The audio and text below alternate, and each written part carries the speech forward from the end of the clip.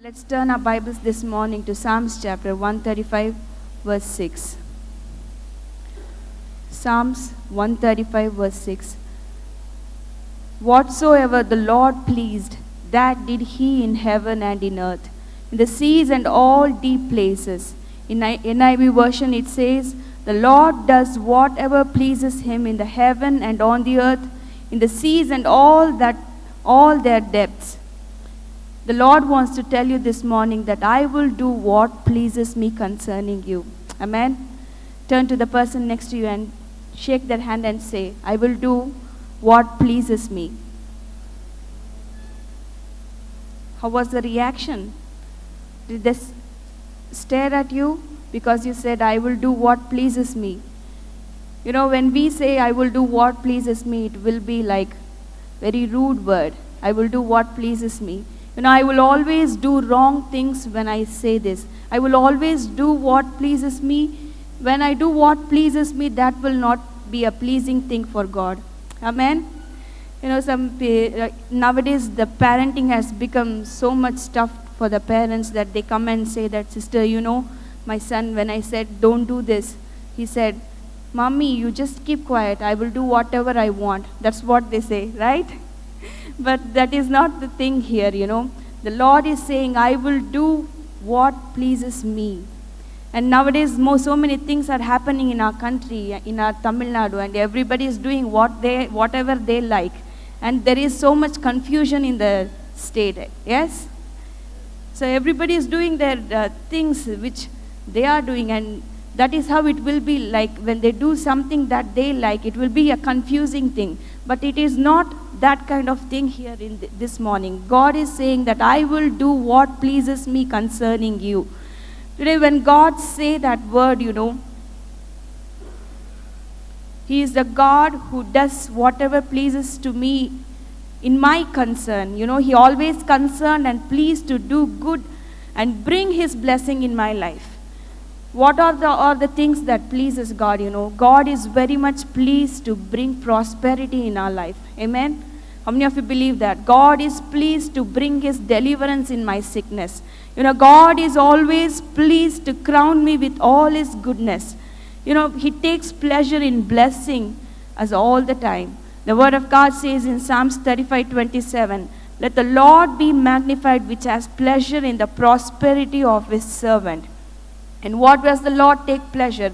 He takes pleasure in bringing prosperity in our life. Amen? The word prosperity comes from the Hebrew word shalom.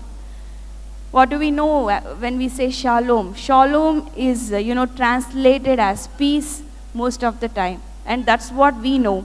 But you know, when we say peace, it is one of the blessings that is contained in the word shalom. I would like to give you some meanings.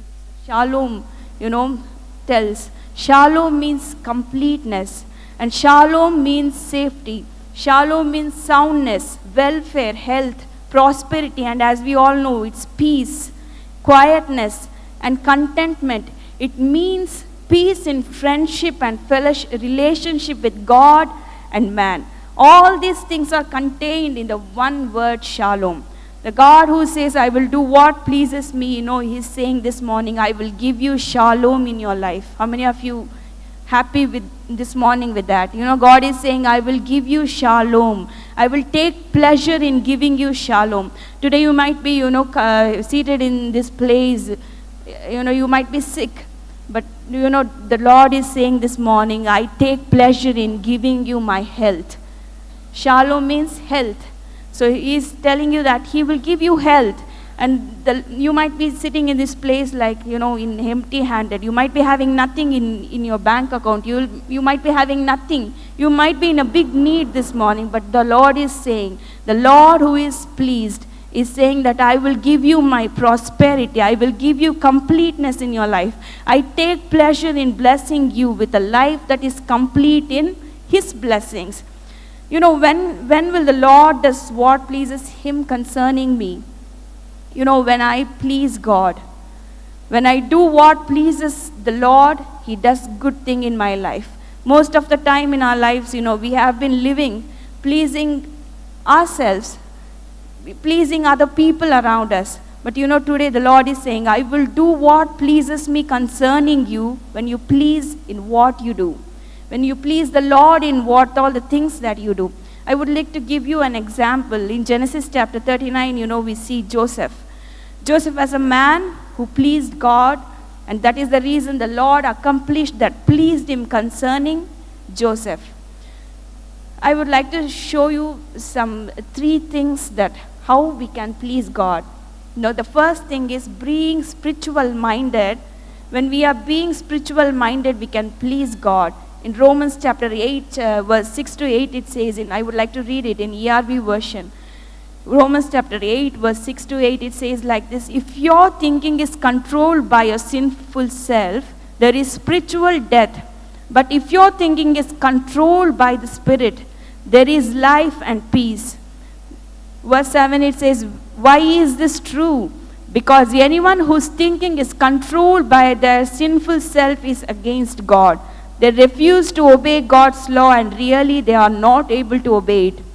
In verse 8 it says, those who are ruled by their sinful selves cannot please God. When my mind is controlled by my sinful self, I can never please God. Being spiritual minded is like not being spiritual minded in the church when we worship, not being spiritual around the fellowship of the believers. I'm talking about being spiritual when you go into the world. Being spiritual when you are provoked in anger. Being spiritual, when somebody says something against you, when the family members say something against you. Being spiritual minded when this kind of, temptation comes. When I'm spiritual minded, I will always do what the Lord tells me to do in my circumstances and situation. Joseph was that kind of man. He was a spiritual minded person. He was not controlled by his sinful self. When he was tempted, through Potiphar's wife, he showed that he had that spiritual mind because he wanted to please God. That is why, when he was tempted, he says in verse 9, Genesis chapter 39:9, he says like this: that is wrong. It is a sin against God. In NIV version it says, how then could I do such a wicked thing and sin against God? When you and I are spiritual minded, I always think in what I do. Is this the thing that pleases God when I do this? Or is this a thing against God? I will always think about that. And second thing is, I will always have faith in God. How can I please God? First thing is being spiritual minded, and second thing is when I have faith in God, I always please Him. I can please Him. In Hebrew chapter 11:6, it says like this: but without faith it is impossible to please Him. For he that cometh to God must believe that He is, and He is a rewarder of them diligently seek Him. Joseph had faith in God. He was thrown in the prison for what he had not done. But yet, he believed, and he did not waver in the faith that he had in God. And that is the reason, in verse 21, when we see, because Joseph trusted and had faith in God, in verse 21 it says like this: the Lord was with Joseph and continued to show His kindness to him. The commander of the prison guards began to like Joseph. This is what happens when we put our faith in God. People might be working against us. People might be, like talking against us. But, this is what happens to the person who puts his faith in God. In Proverbs 16 it says, when a man's ways please the Lord, he maketh even his enemies to be at peace with him. Joseph was spiritual minded in his way. He was a man who had faith in God. That is why he pleased God. And when he pleased God, even his enemies, even the prisoner, even the commander of the prisoner started to like him. This is what happens when you and I please God. When you and I please God, the Lord turns all my enemies to be at peace with me in my workplace, in the place I live, in everything I do. And the third thing is, how can I please God? That is the third thing. I can please God by obeying His command. 1 Samuel verse 15:22 says, Samuel answered, which pleases the Lord more, burnt offerings and sacrifices or obeying his commands? It is better to listen to him than to offer the fat from rams. That is what the word of God says. Obeying is better than offering sacrifices and offerings. Why did Samuel say this? When we see the before verses in 1 Samuel 15 verse 2 to 3, God gave Saul some commandments to do. And I would like to read verse 2 to 3. Thus says the Lord of hosts, I will punish what Amalek did to Israel in opposing them on the way, when they came up out of Egypt. Now go and smite Amalek and utterly destroy all that they had. Do not spare them, but kill both man and woman, infant and suckling, ox and sheep, camel and ass. God told to destroy everything that the Amalekites had. But you know what Saul did? He was the first king chosen by God. He was the first king of Israel who was anointed by God. But he disobeyed.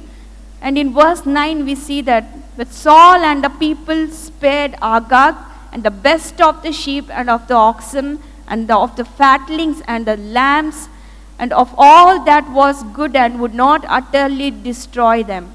Saul obeyed the people instead of obeying God. That is what he did in that. Who is the one who appointed him as king? It is God. But rather than obeying to God, he obeyed the people. He started pleasing people. He started fearing, and he feared the displeasure of people than the displeasure of God. In obedience there are three things. I would like to show you three kinds of obedience. When I obey, I always show the right placement of my fear. When I obey God, I will always show the right placement of my fear. Disobedience always shows a misplacement of my fear. Fearing people instead of fearing God. Joseph showed the right fear and right obedience in his situation. He was just a servant when he did that, He feared the Lord and pleased God. Whereas, when we see Saul, he was the king. He was in a position where he can do what he wants. And he was in a position where he can really do with all his heart what the Lord had commanded him. But as a servant, he has always, he has to obey the master and those who are above him, he has to obey them. But Joseph, he didn't do that. When he was tempted, he ran away from the temptation because he wanted to please God, because he had the right placement of fear in God. But whereas when we see Saul, he disobeyed God. He did not put the right placement of fear. Rather than fearing the Lord, he feared for the people. He wanted to please the people. And second thing in obedience is, when I obey the Lord, I will show always the right placement of my pleasure. Disobedience always shows a misplacement of pleasure. When we disobey God, I displace my pleasure. The things God forbids starts looking so awesome in our eyes. That's what happens when we disobey, and when we put when we misplace our pleasure.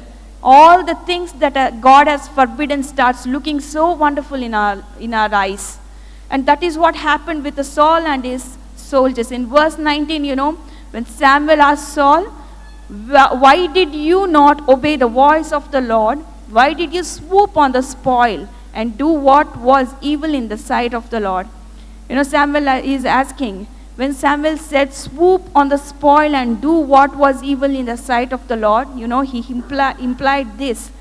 He implies that the people were driven by an overweening desire for the pleasures of all that meat which God told to destroy. That is what happened. They wanted to eat all the meat. It looked so wonderful to their eyes. And that is why, they went and told Saul, see, all these things are so wonderful. Why should we destroy?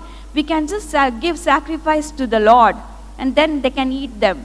So that is what happened. They all the things that God forbid started looking so wonderful in their eyes. But today we have to be very careful in what I place my pleasure.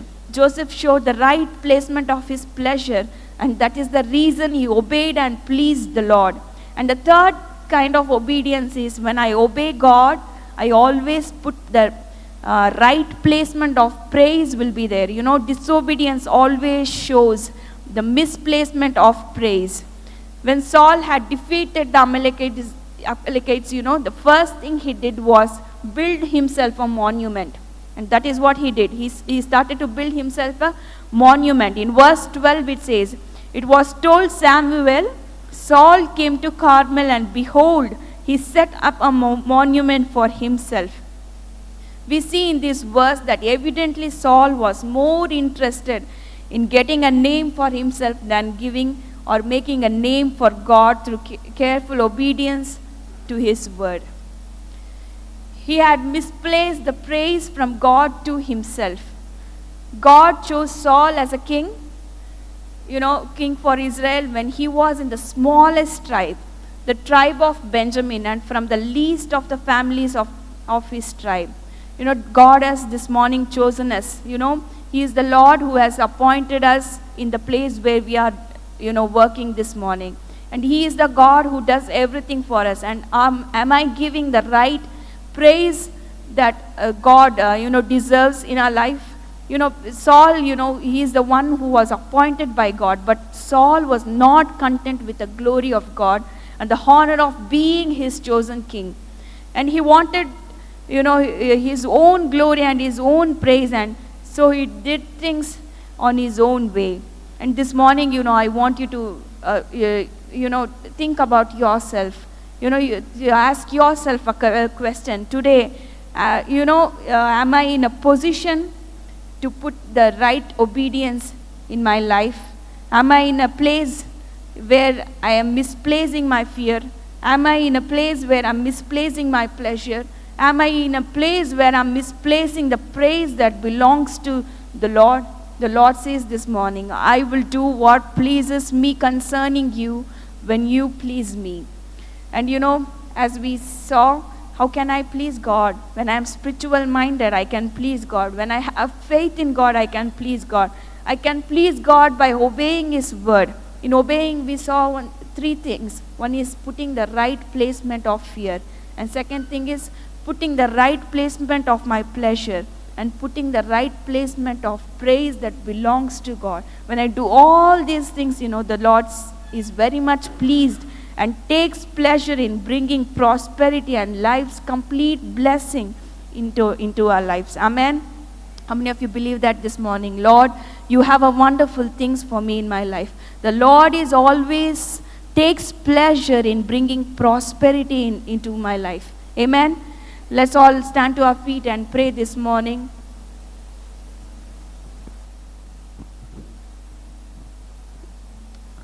Let's lift our hands and give thanks to God this morning for this wonderful word. We always believe God will do whatever pleases Him. Amen. And God has given us the way and the method how to bring in what pleases God to our life. And I believe we need to have this spiritual mind. We need to have faith in God, and we need to obey God. Let's lift our hands no matter what our situation is, no matter what I go through, Lord. Help me to go through the methodology that you have laid this morning through your scripture to my life. Help me not to back up. Help me to go forward. Lord, help us to become the doers of your word, not only the listeners of your word. But help us, Lord, from this day, as we heard your word, we become the doers of your word, so that we will get what pleases you, Lord. There's something that you want to give to our life this week. How many of you believe that this morning? God wants to bring in some goodness into your life. God wants to bring in His blessing into your life. All that I have to do is, Lord, I will stand and I will, Lord, testify you by saying, I will always be spiritual minded. Never back up, Lord, but I will have faith in God. If God says He is pleased to do something good concerning me, I strongly believe no matter what is against my life, I know the God who said He can accomplish what He has said to me this morning. Father, I declare your blessing upon the people who have come here this morning. And thank you for this wonderful word, oh God. Lord, we believe, Lord, many times in our life we think this is good, that is good for us. But Lord, you have made us to come to a settlement this morning that I will stand and I will wait and I will rely in getting what pleases God to my life, Lord. That would be better, that would be glorifying, that would be magnifying for your name, and it will be a great blessing to our enjoyment, oh God. Help your people to enjoy that pleases you towards their life. Father, thank you for your wonderful word. Thank you for your blessed word. And thank you for the time where you have given us to praise and worship you. And Lord, we remember this morning that we have fellowship with this wonderful Savior, Jesus Christ. Lord, bless your people's tithe and offering, and people who are about to give their tithes and offering, let them be blessed, oh God. Our giving is showing only one thing, how much we are delighted to honor our God who blesses our life. How many of you want to say that with me? Lord, my giving of my tithes, my giving of my offering, Lord, it's not showing how great I am, but it's showing you, Lord, to honor the God who is continually blessing with your grace, with your abundance, with all of your blessings, Lord. I can just stand and honor towards the blessing that you are bringing to our life. And our giving is to honor you, Lord. And Lord, accept our offering and bless all our effort this week as we put forth, Lord. Let your people walk out from this place with great peace, with great joy, with great delightment, knowing that God is going to bring His goodness upon my life, upon my family, upon my effort. Let them believe that as they leave this place. Let this word, what they have heard in your presence, remind them constantly as they go through their circumstances, and help them to stand out and, Lord, do what you have spoken to them this morning. We give you glory, we give you honor. In Jesus' most precious name we pray. And everybody said, amen. Now unto Him who is able to keep us from falling and to present us faultless before the Father, Son, and the Holy Spirit, be majestic dominion both now and forevermore. Amen and amen. God bless you.